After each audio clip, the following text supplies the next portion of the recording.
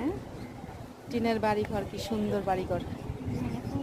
হ্যাঁ, হুম হুম হুম। এই যে আমিও চলছি দেখার জন্য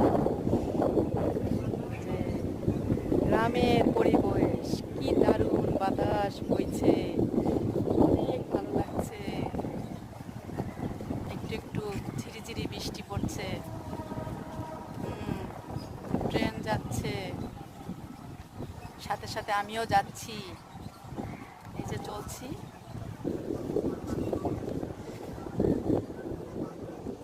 কেমন হলো?